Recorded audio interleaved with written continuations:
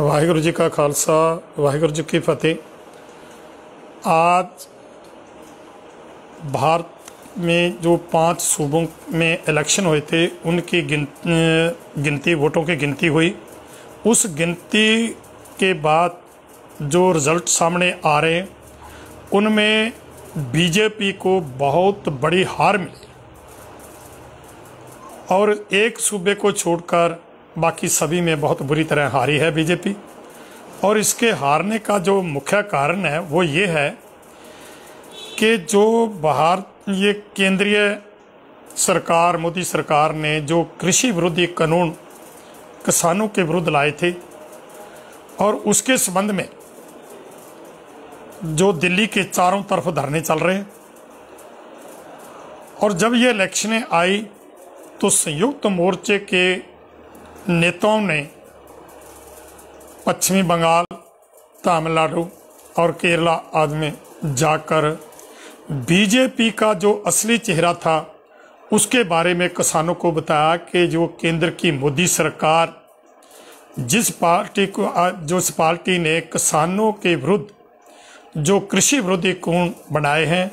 ये किसानों के विरुद्ध तो है ही हैं,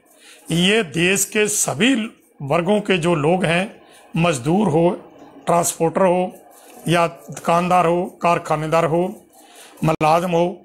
जिन लोगों ने अपने पेट की भूख मिटाने के लिए 2 वक्त का खाना खाना है, उन सभी के खिलाफ है। इसलिए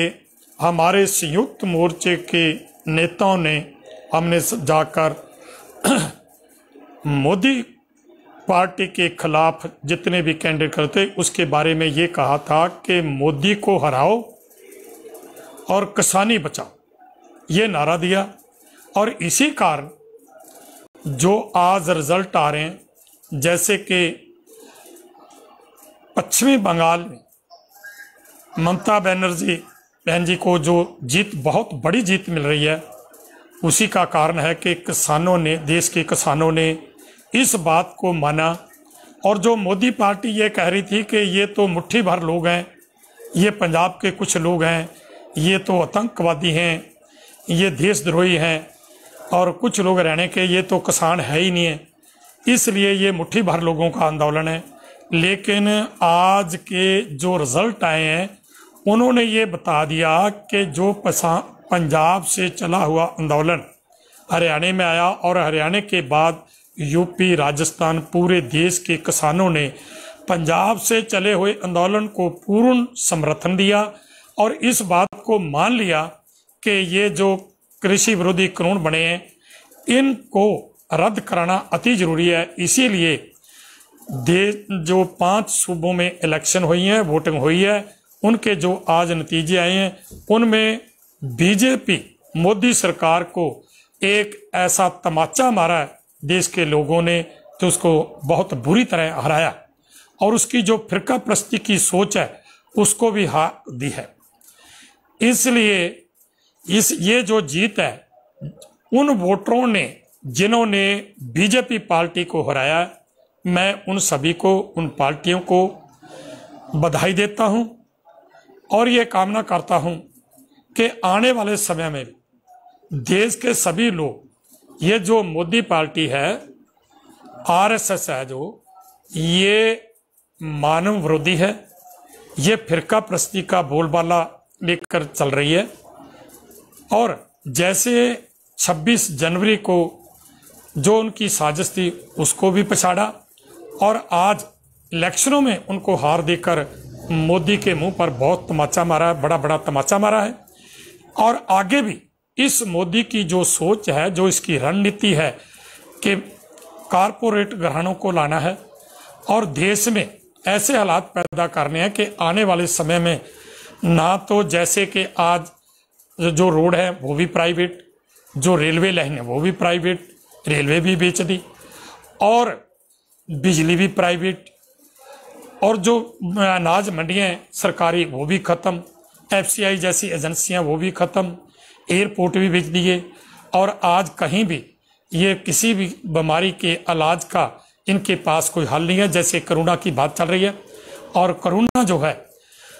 उसके जो मरीज सामने आ रहे हैं उनके लिए ऑक्सीजन नहीं है, उनके आराम के लिए बेड नहीं है, और सरकार किस तरफ जा रही है ये हमें देखना होगा। और आने वाले समय में ये एक ही आदमी का, एक ही पार्टी का जो शासन चलाने जा रही है,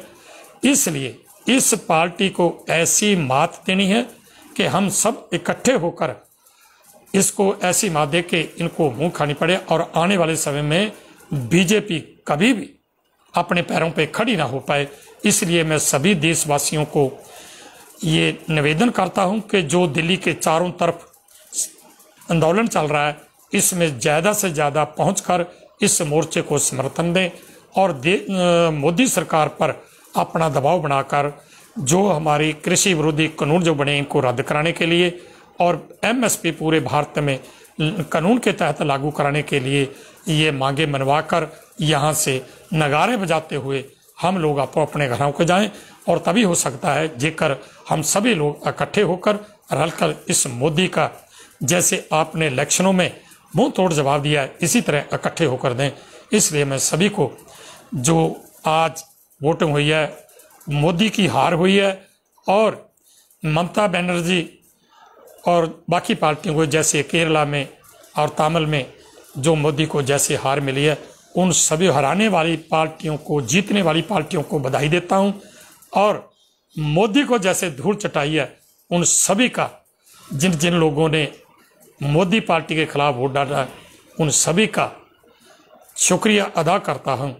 और यही आशा करता हूं कि आने वाले समय में भी मोदी को ऐसे ही मुंह की खानी पड़ेगी, जैसे आज के नतीजों ने मोदी के